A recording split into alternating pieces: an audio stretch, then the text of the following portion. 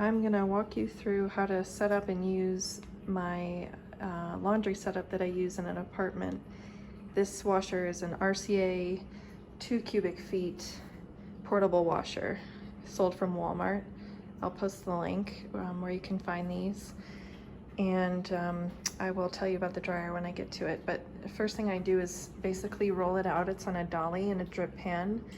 Beneath that in the washer, I'll send the link to those as well, so you know what dolly to buy, how to assemble it, the right size drip pan that I was able to get, and then getting the washer on top of it, which I was able to do as a single woman who lives alone. It wasn't that easy, but I did it, so you can do it.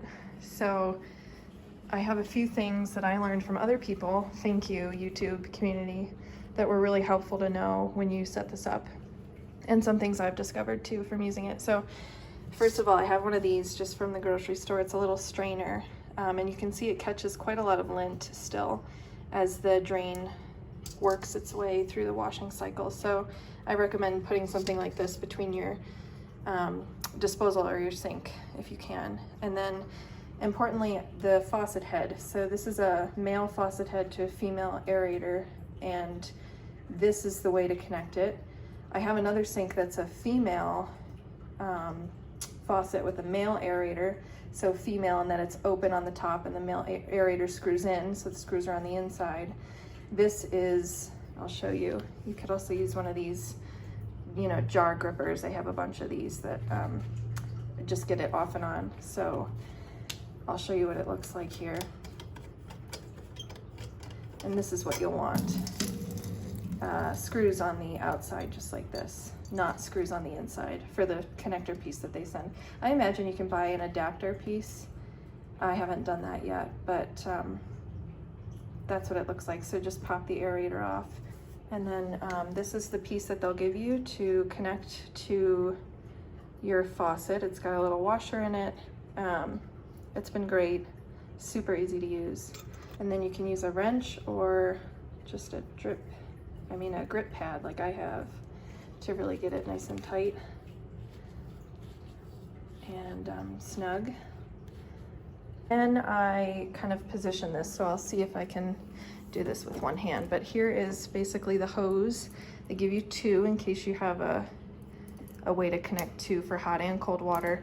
I've got a single faucet, so I just can only use cold water. I'll explain more about that. But you just kind of pop and click till it just fits right in. So it's snug in there, super easy to pop in. I try not to bend this too much, you know, don't put any kinks in it or whatever. And then I'll position it, I'll keep rolling it around a bit. Here's the drain pump. So this just rests right over your sink ledge, just like that. And I'm gonna adjust this. I'll try to show you. You can really just move this piece, move this up. So I just kind of move that up so that it sits the right way. So here is what it looks like. Drains over that right in here, and then the water connector right back here. So it's really easy, just three things in the back, and the power, which I'll put on it. So that's what that looks like. And then I usually plug it in as the last thing. So then I know everything's set up here. There's a little pump filter at the bottom that can be cleaned out sometimes too. I'll talk more about that when I break it down after I use it. But then really importantly, you want to lock your dolly. So you just come underneath to the feet. You can see kind of the feet here will lock into place just like that. So unlock and lock. So just do that to all four once you know you have it in a good spot. Once in a while, for this dolly, I've noticed that it can be beneficial to just kind of tighten these screws up again. When you assemble your dolly, you'll see that you kind of just basically, they give you these corner pieces and a bunch of metal rods, and you just slide them in and screw them tight. And once in a while, I'll just do that. I'll just re-screw these a little bit tighter with the grip pad, just like this. Just make sure that they're tight once in a while, like this one. Now, I guess I'll show you a couple pieces in the washer. So here is the filter in the washer. It's a handy little thing that catches lint. So between this and the strainer you saw in my sink, I think we catch a lot of lint and crap. So it's good to have this. And then just clean it out every load, just pop it open. There'll be a little bundling of stuff in it and just clean it out. It's honestly, it's not the best made. Like this piece will come off all the time, but just kind of put it back in and it clicks and then it sits right in here. And the detergent dispenser. So every time I wash a load too, there's usually a little water left in here and I'll just dump it in the sink. And when I break it down, I'll show you, I usually air these two things out. You know, leave your washer open to have it air out when it's not in use. But okay, here is that. And then you'll plug it in. So power cord, right up to a grounded outlet. There you go. So you'll just like, you know, I put detergent a little bit in here and a little bit at the bottom, fill it up with clothes, and then I'll just show you the settings really quick. I guess it looks like it's flashing in the video a bit, but it's not. It's, you know, I don't usually soak it, but there's a delay feature if you want a delay to start. Pick your size. I only can use cold because this is a single faucet setup. So if you can only use one outlet hose, they strongly recommend you only use cold water, because if you use hot water or warm water, it creates hydrogen gas, which can be pressurized and become dangerous from the unit. So only cold water. This one will give you these options, you know, heavy, delicate. So if it's just lit like this, it's gonna be heavy. And then if it flashes like this, then you know it's a quick load, a bulky load, or a spin only load. So you can go through your options. And I usually do like normal, heavy, delicate, you know. So the maker recommends only powder detergent. So I just have some Tide. And I think that the instructions say to usually take less than what the max would be for a normal load. So 3 being a large load, I think I have it a little under 3 or something. So just about 3/4 of what a large load would be as far as detergent, and I find that to be fine. So nothing's overloaded or anything. It's not too soapy or anything. I'm gonna do a large load and show you that. So most of the detergent in there, a little bit in here, I don't know why. And then close this up. If you're fancy, use some of these. And I would imagine that they're okay to use because they are not liquid. They are just, they're not powder, but they're not liquid, and they absorb. I mean, they dissolve pretty quickly. So I just put a little bit in. Again, not as much as you would do in a normal load. I think normal washers are usually like 4 cubic feet, maybe, from what I remember researching about this. And this is 2 cubic feet, and it's huge. I mean, you can see like this is pretty large. I'm able to do a full set of full-size sheets or double-size sheets. So like flat fitted and 2 pillowcases for a full-size bed all fit in here just fine on a large load. I would not do a duvet cover or a really big blanket or anything really, really bulky or heavy. I also don't do things like rugs that might have like anti-slip rubber on the bottom. I think they said, maybe it's the dryer actually, don't put things like that in the dryer, but it might be fine in here. I just choose not to. Really just like clothes, delicates, sheets, towels. But you can do whatever you want. So detergent and your scent boosters are in. And then I have like a large load here. So I'll just kind of put it in. You can see this is like, gosh, it's like 2 long sleeve sweaters and another long sleeve shirt, 2 t-shirts, 2 or 3 pants. So there's probably like,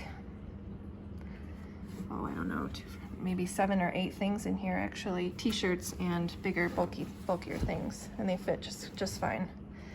And I'll do a large load.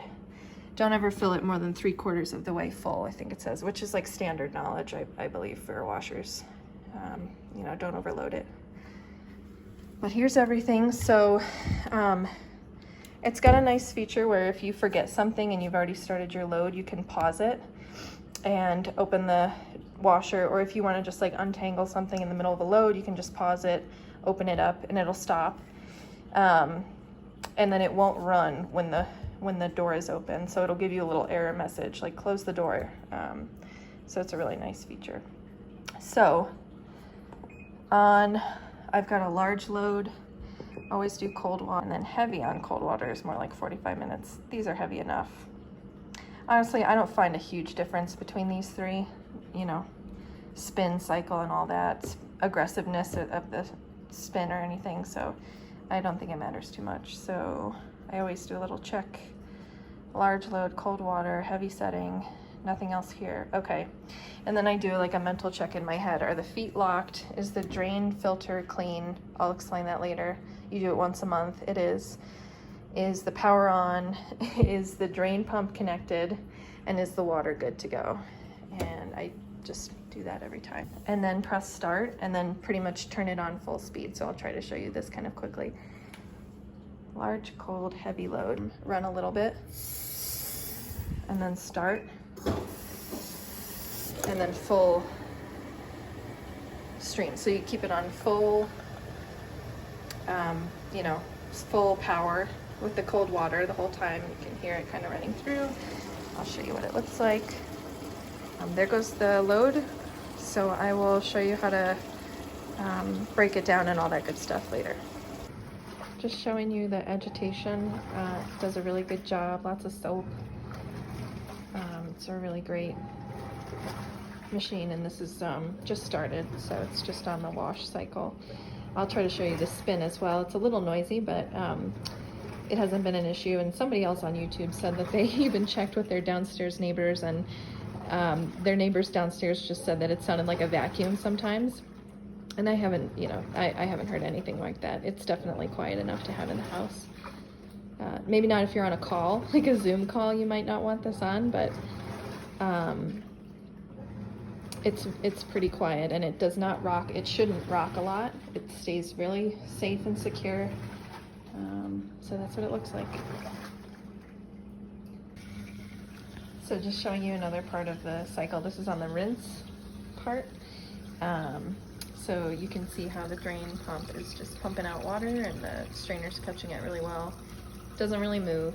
It's pretty secure. And then I'll show you the spin. Now it's on the spin cycle. I'll try to talk over it. You can see it does a really good job spinning. I think a little bit of rocking is probably normal, but it's not too bad. A little bit loud, but again, not too bad. Small price to pay for your own setup in an apartment. And it really does a great job spinning. I'll take it out and things are just ready to air dry. It does an awesome job getting moisture out on the spin cycle. And that's, you know, that stays in place too, so that's a spin cycle. This definitely made me nervous the first few times, but don't be nervous. See, it's like really spinning hard right now, but nothing's moving. It's nice and secure. Make sure it's level. I think in the dolly instructions, they'll have you level it once you set it up. And then there's actually a way to test the washer when you first set it up. Put a little bit of water on the bottom and just make sure it's distributed evenly in the drum. You know, just not running or anything. Just see that it sits evenly across, and then you know it's level. So just to note, it's on the second rinse cycle now, and you'll just keep that water open the whole time. So you don't turn it off in the middle of the load, your faucet. Just leave the faucet on full cold water the whole time. As soon as it beeps and it's done, you just shut the water off. So I've finished and emptied a load. This is usually how I let them dry out. This is just the filter. Usually there's a little hair right here. You just scoop it right out and empty the water from this and just pop it back in open. Comes right out. And then I've unlocked the dolly and I'll take the drain pump off. And I've got a bucket here, collapsible bucket that I like to use to just be really diligent and care for this. And I will drain that there. Try to kind of like work the water around and just dump it out. And then this might splatter a little when you undo it. That's okay. And then I just dump all the extra right down there and give it a little shake. This, I try to work out some water, so I usually try to kind of, you'll hear a little bit of pumping. I spilled a little right out of that, but you can work the water down, kind of get it down there, and then angle it out a few times. And you'll unscrew your connector, and there you pretty much have it. I clean up this a little bit. You can see there's quite a bit that actually gets caught in this that I just wouldn't prefer to have down my kitchen disposal. So good to just kind of like wipe that out really quick and let that air out. And then I'll show you the drain pump filter in just a second.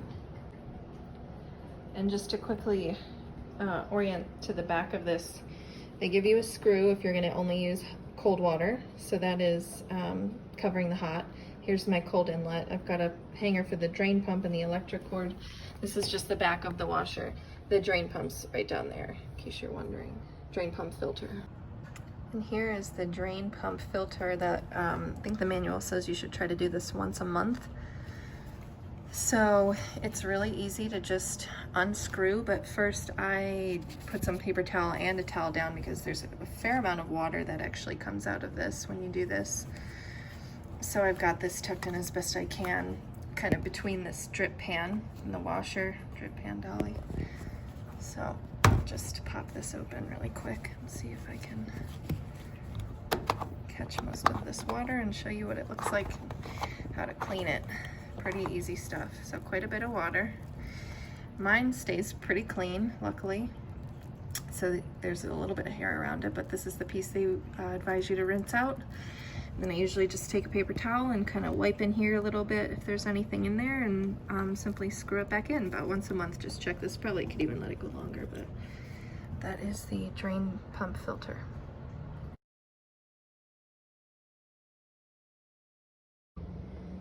And here is the Panda Dryer. I just vent it out the window. If you don't have a permanent like vent setup built, I just use 2 towels, and I have a paper towel roll kind of rolled up in there to help them keep their shape, and just wrap it around as best you can, venting out the window. I've got a couple dryer balls. They don't seem to be a problem in this. Some clothes, a dryer sheet. This is the lint filter. I'll show you how to clean that out. This is the front filter, air intake filter. I don't think mine gets very dirty. So I've got my stuff in. I'll plug it in, grounded outlet. And I have everything, you know, at least 5 inches from the wall, from the curtains. You know, keep it pretty in a good area, well ventilated area. So I usually do just hot and go for it however long you want it. Start with maybe 20, there's not much in there. And it will spin just like a normal dryer. And vent out the window, and there you go. I have a fire blanket and a fire extinguisher just in case. Fire blanket is really nice. It's something you can just throw over to smother the fire, Home Depot or Amazon. I'll post a link where I got mine, and I just have it just in case, so I feel better about having it here. So I recommend some kind of fire safety plan, but I've never felt unsafe with it. This, unlike the washer, actually has service. Have not needed that. And the one thing about the dryer, you know, I don't know if it's still like off gassing or if it's just the smell, but there's often a smell to my clothes when I take them out. It's not great. It's not burnt, but it's just like not a very good smell. Kind of like off gassing, so I don't know if it still is or what, but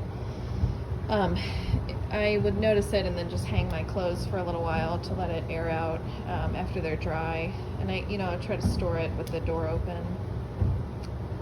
That's the only con I can think of about this thing. Otherwise, it's super easy to use and clean.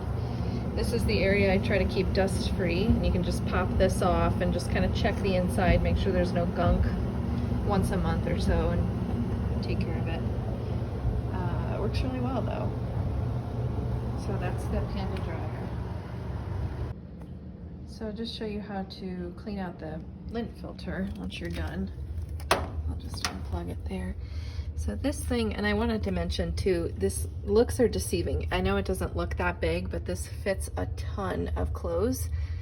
I mean, anything I can put in the washer will also fit in here. So you saw how big the washer is, and really it's deeper than it looks, and it's taller than it looks. It goes up quite a bit. So don't be deceived if it looks small to you. I think it's a good size.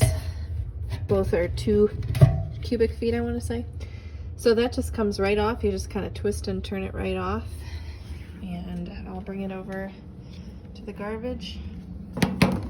Show you how to just dump the lint. And that's from a few loads in the dryer. Let's see if I can just kind of show you just how to do it. So just pop this one piece off. You know, come to think of it, there was a screen that might have also been included in this. There might have been a third piece that you get when you get this that was perhaps in between the two. And I thought I remember somebody else saying on YouTube it got dirty after a while and didn't bother replacing it. It's really not necessary. And I would agree. So very easy, you just pop it right back on. Should feel a click. And then this piece, they tell you to check once in a while. You know, again, it's hard to say. I don't think mine gets super dirty, but you would just like wipe this piece down, pop it out, wipe it down, pop it right back in. I think the biggest thing about dryers is really just to eliminate lint. That's the biggest fire hazard from what I have read and understood. So just keeping it lint free and kind of checking the exhaust area once in a while back there, and I think that's the gist of it.